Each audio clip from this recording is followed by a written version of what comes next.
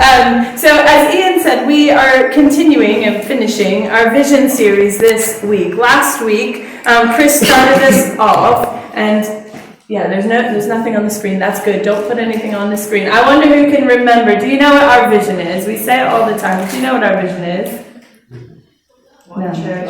One church, many beacons. Making disciples. We're growing disciples. That's right. Woo! 2 or 3 of you know it. That's good. So it's good we're talking about it then, isn't it? So last week, Chris talked about this idea of being one church with many beacons. And hopefully what Chris reminded us is we're called to be the church. We're one church. And the way that we're being the church, the how, is that we've decided to be many beacons scattered across Stafford and maybe further afield to try to win people for Jesus. And what we're going to do is we're going to grow disciples. And Chris talked to us from 1 Corinthians chapter 12, and he looked at the different parts of the body, that image of a body made up of many parts. And the picture here is of unity in diversity. That within this room, we're a diverse group of people. We're all very different, and we have different skills and different gifts that God has given us, and yet we're united around a purpose. But also as a church, we're a diverse church. Anyone who's come along to Pub Church can tell you it is nothing like the 9:30 service, not one bit, except for Jesus. We're united around purpose, despite the fact that actually our microchurches and missions are very diverse. And as Ian reminded us, Chris gave us that really, really helpful story of the scrap heap symphony, that each of us has been pulled out of the rubble, if you will, and given a purpose in Jesus, and allowing us to wrestle with what is God calling us to do? What is our part to play within the body of Christ, within this diverse group of people that he's pulled together? So today we're going to finish thinking about our vision, one church, many beacons, and today we're going to think about what it means to be growing disciples. Now there's 2 ways to understand this. Growing disciples means that we want to be disciples who are growing, but also we want to help other people to grow as disciples. Now, in order to understand what our vision means, growing disciples, we have to know what a disciple is. And we sometimes define it around language of being a student. I'm going to give you 2 words today. The only thing you need to remember about what it means to be a disciple. And if you call yourself a Christian, then you ought to be trying to be a disciple. So these 2 words should be very important to you, because this is what you're aiming for. This is the whole point of coming to church this morning, is becoming a disciple of Jesus. And those 2 words are discipleship is about learning and teaching. It's about learning and teaching. It's just that simple. If you have a Bible, I want you to go to Mark chapter 1. We're going to look at verses 16 to 18. If you don't have one, there are some on the side. Johnny might hand you one if you need. Everyone's okay. I would encourage you to read along. Have to know I'm not making it up. You might want to see it for yourself. Mark chapter 1, verses 16 to 18. That's page 1002 if you're in the Beacon Bible. And this is what Mark tells us. As Jesus walked beside the Sea of Galilee, he saw Simon and his brother Andrew casting a net into the lake, for they were fishermen. "Come, follow me," Jesus said, "and I will send you out to fish for people." At once they left their nets and followed him. When he had gone a little farther, he saw James, son of Zebedee, and his brother John in a boat preparing their nets. Without delay, he called them, and they left their father Zebedee in the boat with the hired men, and they followed him. It's a bit of a familiar passage, perhaps, for those of us who are in church. But for this passage, when we think about what it means to be a disciple, and these 2 words, learning and teaching, Jesus calls this following and fishing. That in Jesus' language, to learn to be a disciple, to learn about Jesus, is to follow him. Now, he doesn't mean, the idea of following or learning is not the idea of sitting in a classroom or even sitting like we are here. You're not following me anywhere. We're all just sitting down, aren't we? We're all just listening. It's very passive. Following, this kind of learning looks more like an apprenticeship. Right? That when you're apprenticing to someone, my brother for a short time before he gave up because he didn't like it, was apprenticed to an electrician. And so he would go along, and he didn't sit in the classroom and just read books. He would go along with this master electrician to a build site, And the electrician would show him. I remember he spent like a whole week learning how to strip wire. So he'd go in and the electrician would say, this is what you need to do. And my brother would come home and, he made me go through the whole house and I had to do this, then I kept doing it wrong and I'd get in trouble. And, he had to do something. It's a process of learning whereby you go where the job is being done. And this is what Jesus says discipleship is. He says, come and follow me. Come be an apprentice. And in that culture then, if you wanted to learn from the rabbi, you would go wherever the rabbi was going. I was at the Baptist Assembly this weekend in Telford. So if you were going to be my apprentice, you would have been in Telford yesterday with 900 other ministers, worshiping and learning about mission. And, I shed a tear or two here or there, so you might have done that too. But you would go wherever the person that you're learning from goes. And Jesus says that in order to be a disciple, we need to follow. We need to be an apprentice. Now, this little short passage in Mark actually tells us 3 important things about what it means to learn to be a disciple, to follow. The first thing is that learning requires a response. It requires a response. In both the stories of Simon and Andrew, and of James and his brother, they responded. Jesus called them, but they had to say yes, right? They had to respond. Most of you are in here today. You probably at some point responded to the gospel. You said yes to Jesus. If you haven't done that, I don't make an assumption that just because you're sitting in church or just because you grew up in the church, if your testimony begins, or the sum total of your testimony, if I said to you, tell me how you became a Christian, and you said, well, I grew up in church and my parents are Christians. That doesn't make you a Christian. Yeah, there's a few teenagers in the room, kids. You're not a Christian just because your mom and dad are Christians. You make a choice. You respond to Jesus. It isn't inherited. We respond. Lots of us in here have already made that response. It's really good. I'm just looking at Bob because it's really fun meeting with people in the church and hearing stories of how they responded to Jesus and how the church has been a part of that journey and baptism and all these things, right? We respond. Learning requires response. The second thing is that learning reorients our life. To follow Jesus reorients what we do with our lives, the choices that we make. In these stories, they left their fishing nets. They left their businesses. Now, I'm not saying you need to leave your jobs in order to follow Jesus. Some of you might. Some of you might be called to leave something. I worked in medical publishing for 5 years. Thrilling work. But I was called to follow Jesus. So for me, I needed to leave my nets and go do something else, something different. But for all of us, following Jesus is a reorientation of your life. You do something different with your time. You've all reoriented what you would do on a Sunday morning. You're here.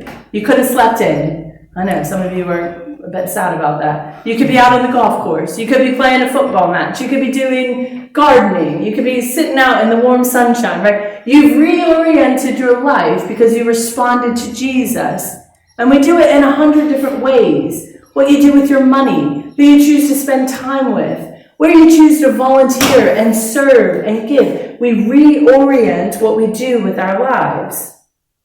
Probably most of us have more spaces where we need to reorient our lives. But we've begun that process. We're learning. We're apprenticing. We're not masters yet of this process.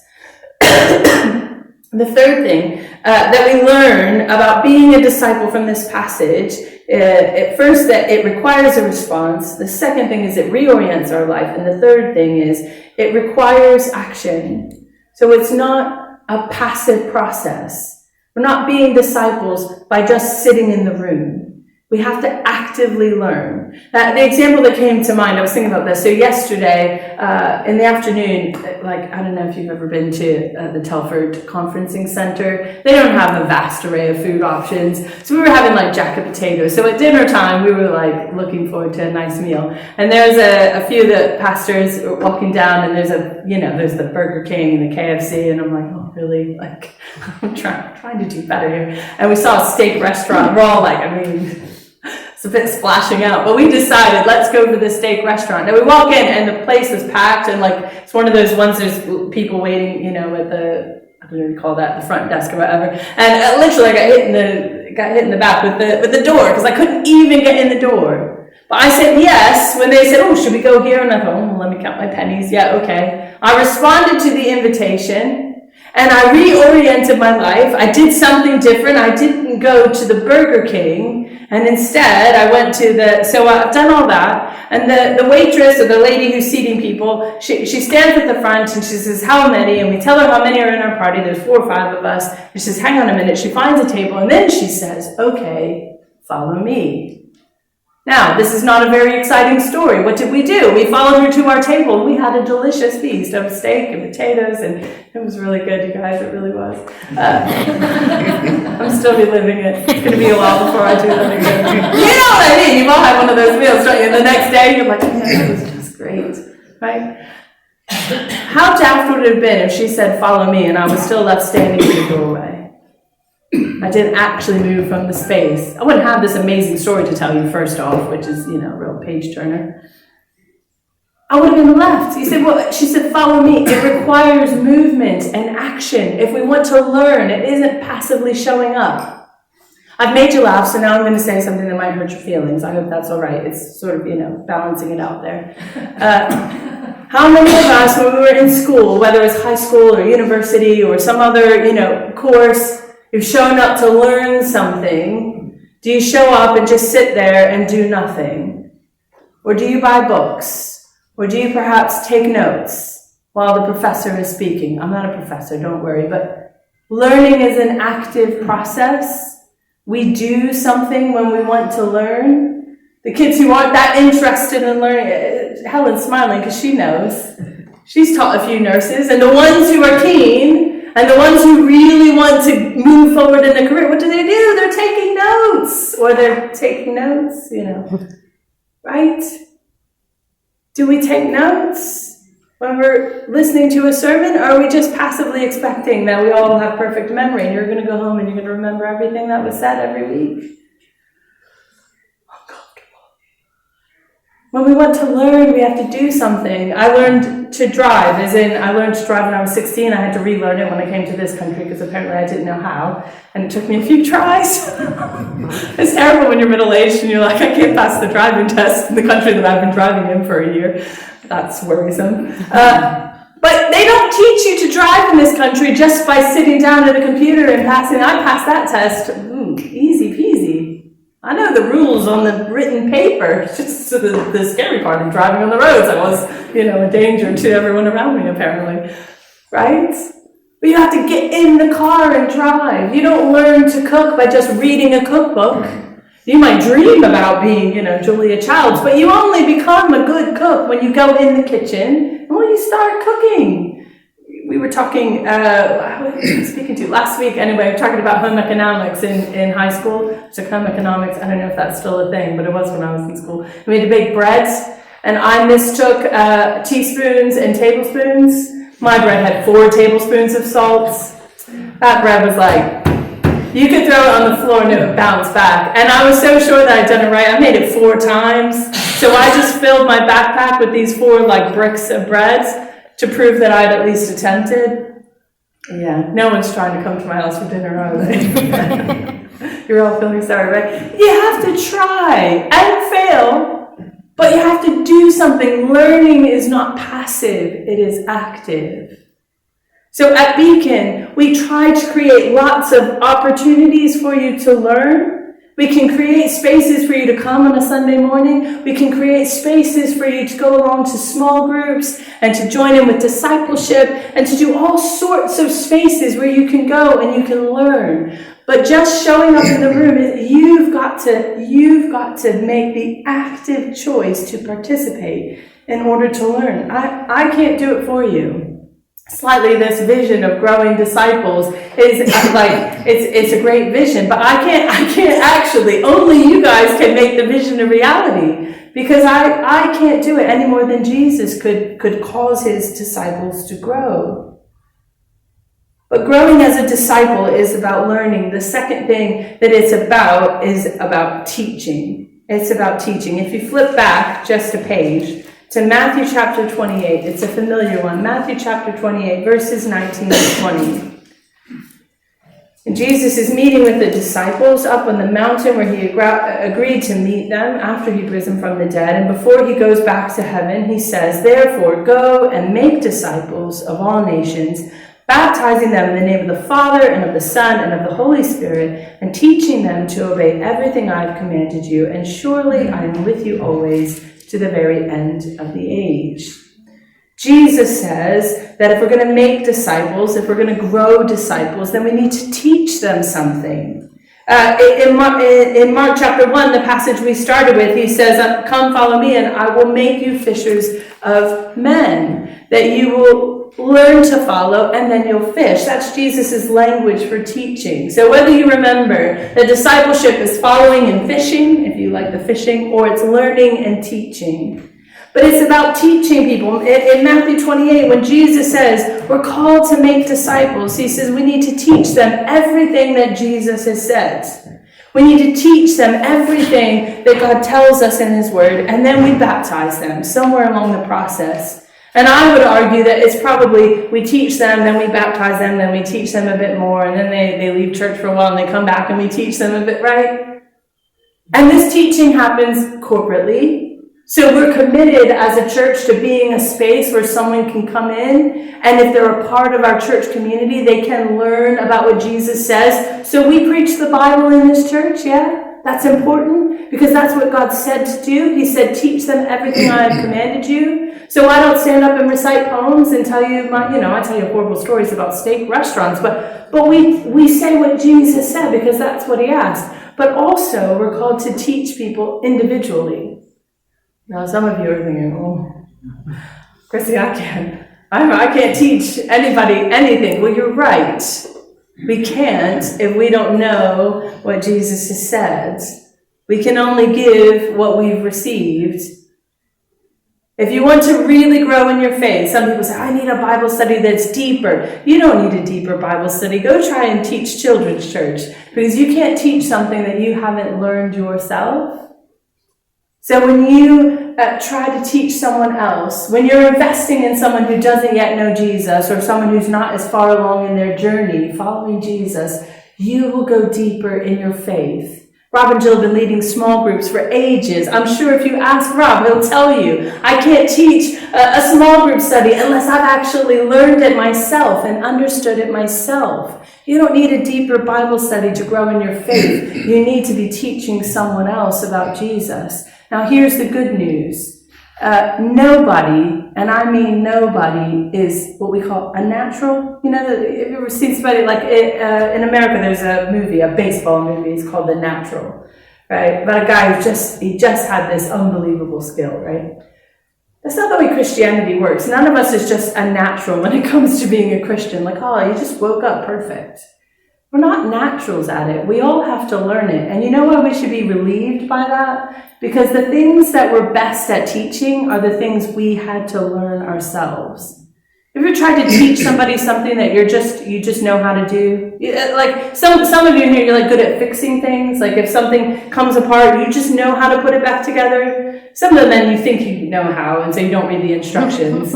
But some of you are genuinely, you know how to. You're just naturally good at it. You know, you can build things. Some of you can cook, and you just a little of this, a little of that. I need a recipe, but some of you you're just good at it. Have you ever tried to teach somebody else?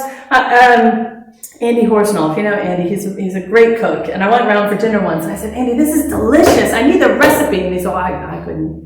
I have no idea. So what do you mean you have no idea? You made it tonight. He said, "Well, yeah, but I can't recreate it again because I just put stuff in." I was like, what's the use of this? You know, but you can't teach something that you just know how to do. But you know what you can teach? The things that you have had to learn step by step by step. I've had to learn how to speak in front of people. Mary said, "You don't seem very nervous this morning, Lucy." And I said, "Well, I got a little nervous just before that, Mary."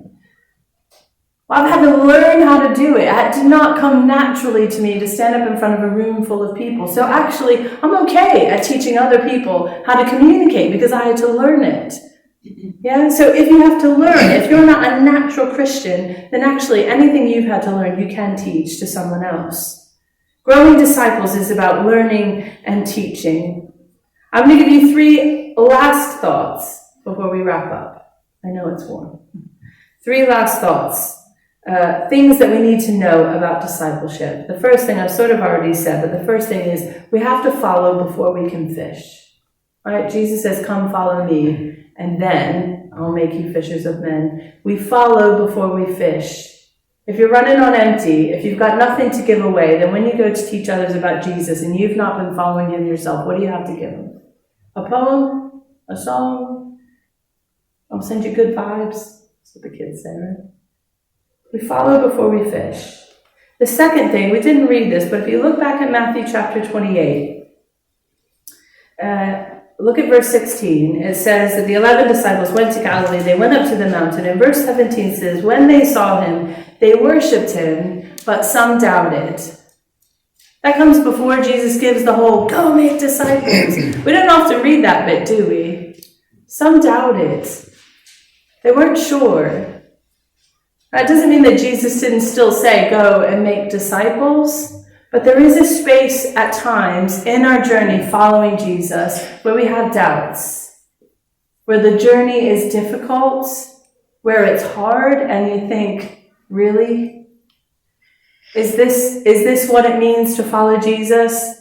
God, is this the path you've really put me on? I'm looking around this room and there's a few of you. I know what's happening right now at home or in your life or in your family, and I'm sure that there are days when you have your doubts. I'm not sure that I can do this. This is a hard road to walk. Sometimes we have doubts, but Jesus calls us anyway. He still asks us to keep journeying with him. The third thing to just know about discipleship is that reminder that we don't do it alone. Right? The end of verse 20 there, Matthew 28. Surely I am with you always to the very end of the age. Then in the midst of our doubts, in the midst of the difficulty of discipleship, of this process of learning and teaching, of following and fishing, Jesus says he's going to be with us. We have the promise of the presence of the divine in our lives.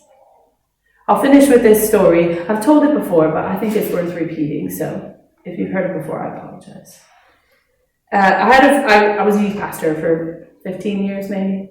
And I used to try to visit my students when they would do their activities. And one particular, a few students actually, who ran, not track, cross-country. And so I went to a cross-country meet to see this one girl, Gabby, because I'd seen lots of the other students in their plays and their sports, but I hadn't been to anything that Gabby had done. And I thought, I really must see her. And it's like my goal to see the kids, even just for a few minutes. And a cross-country meet in the US is fantastic because you get like 4 or 5 high schools all together. So I saw a bunch of my youth group kids all at the same time. And it's like, you know, getting credit on the board. Oh, well, the youth pastor came, you know. So I went along and I'm looking for Gabby. And I've never been to one of these meets before. And there's like, you know, hundreds of kids all over the place because this is massive, lots of schools. And so I see a couple of the girls that I know from youth group. And I said, oh, where do we go? And they said, well, they start here, and then there's this big hill that leads up to the finish. And so I couldn't quite find Gabby at the start, but I thought, I'll just wait near the finish. You know, a bit like when you're in a marathon or something, right? You're waiting, cheering for your friends, right? So I'm there at the finish, and I see the first kids coming, and everybody's gathered, and they're cheering, and people have got like, it was out in the country, they had cowbells. They're like, you know, doing the cow, you know, and I'm waiting and I'm watching and I don't see Gabby, and there people are coming, and I see a few kids I know and I'm clapping for them, but I'm there to see Gabby. I must cheer for Gabby. I want her to know, I was here, Gabby, I saw you did a great job, you know, just putting some relational stuff in the bank, yeah? And so I'm waiting, and eventually it's getting to the point after people see their person, they walk away, because their person is finished, and they go meet and give them a hug, and, you know, yay, great. And it's getting down. It's literally just 2 or 3 of us left. And I have this sort of panicked, slightly selfish feeling of like, maybe I missed her and I didn't get credit because she doesn't know I was here. I didn't cheer, you know. But I'm just standing here. I'm feeling really bad. And I'm thinking, wait, is it over? Did she not come? But I'll just wait a bit longer. And I'm literally about to turn away. And on the end, there's like, there's a wooded area that they run through. And then they come out into the clearing up to this sort of brutal hill, which is a terrible finish, really, really hard. And I see just coming out of the woods like 2 figures. And I'm like, oh, okay, maybe they're still coming. And my first thought is like, oh, good, she's still here. My second thought is, oh, man, everyone is done, like for a long time done, and I'm feeling a bit sad. I'm like, I hope that's not Gabby. I hope it is. I hope it's not. I feel bad for her. Anyway, she's coming up, and I realize as they get closer, it is Gabby. And I'm like, okay, I'm ready to cheer. And they're getting a bit closer. And I'm like, I don't know who the other person is. Quite tall for a high school girl, I don't know who it is. Running right there, just a couple steps behind. Yeah? And they're coming, and I'm just about to start cheering because I know she can hear me, and I know it's Gabby, and just as to get just within my view, I realize that it's a grown man who's just 2 steps behind her, and it's not just any man, it's her coach. Happens also to be her dad. Fitting that it's Father's Day, hey? And there's Gabby, dead last in the race, just running along. And there's her dad, 2 steps behind her. And before I could start cheering, the words stopped in my throat because I could hear what her dad was saying to her every step of the way. You can do it, Gabby. Don't give up. You can do it, Gabby. Don't give up. Every step of that race. I don't know if I ever did cheer for Gabby in the end. And she finished that race, and it was hard, and she didn't win, and she probably had moments where she wanted to give up, but her dad was with her every step of the way, and he couldn't run it for her, he couldn't finish it for her, he couldn't make her win, but he could be with her. Guys, we're called to be disciples. We're called to learn and to teach others, and there'll be moments when it is hard and we will have doubts about the road that we're on. We will have doubts about following Jesus. We will have doubts and worries and fears for the people we love who have not chosen to follow Jesus. But Jesus reminds us that he's with us, like Gabby's dad. And I think on those moments, when you're standing in a room and the kids are all screaming and you think, I cannot take another minute, that if you stop, maybe you'll hear your Father saying, you can do it. Don't give up. That maybe on the nights when you've woken up because you can't sleep for another night, and you might just stop and hear your Father saying, you can do it. Don't give up. When you've prayed for the 1,000th time for that person you love, to be healthy in their minds and in their bodies, to come to know Jesus, when you feel like I can't keep praying for this, it feels like, God, are you even there? That our Father says to us, you can do it. Don't give up. Isaiah tells us that as we're walking, we'll hear a voice just behind us saying, this is the way, walk in it. It's biblical, you guys. You can do it. Don't give up. At Beacon Church, our vision is to be one church with many beacons, scattered, a little bit broken, scrap heap symphony, in an effort to grow disciples, to grow ourselves as disciples, and to reach others who need to know that their Heavenly Father loves them, and he is saying, you can do it, don't give up. And we are the hands and the feet and the presence of Jesus. And we come to people because we take action, not just sitting in a room saying, I've ticked the box for Sunday, but we take action, whether it's on our knees praying, writing letters to people who need encouragement, remembering people, reaching out, showing up. You can do it. Don't give up. Let me pray for us. Jesus, I thank you that you are good, that you are loving, that you are the Father that all of us need and all of us deserve. And we remember that today. And we're thankful when that's reflected to us in this world. And we're thankful even when it isn't, that we have you. God, I pray that on this journey of discipleship, that we would be committed in our own desire to learn, that we would be committed to take action, that we wouldn't be left waiting at the stand, missing out on that juicy, delicious steak because you said, follow me, and we want to take action. We're not going to passively wait. We're going to reorient our life. We're going to respond yes to the gospel, and we're going to follow you wherever you want to lead us and know that you have good things in store for us. And I pray that you would make us bold and courageous and relentless and able to come back again and again and lift up in prayer those that we long to see you, to know you, and to come to faith, that this would be a space where disciples are shaped and formed and grown and found. Make us people who fish for other people. Fill us with passion and courage today. And for those who've come who feel discouraged, who are filled with doubt, who aren't sure, God, I pray that they would hear your voice calling them still to follow you and reminding them that you are with them. Be with us today, Jesus. Help us to follow you. We ask that in your precious name. Amen. Amen.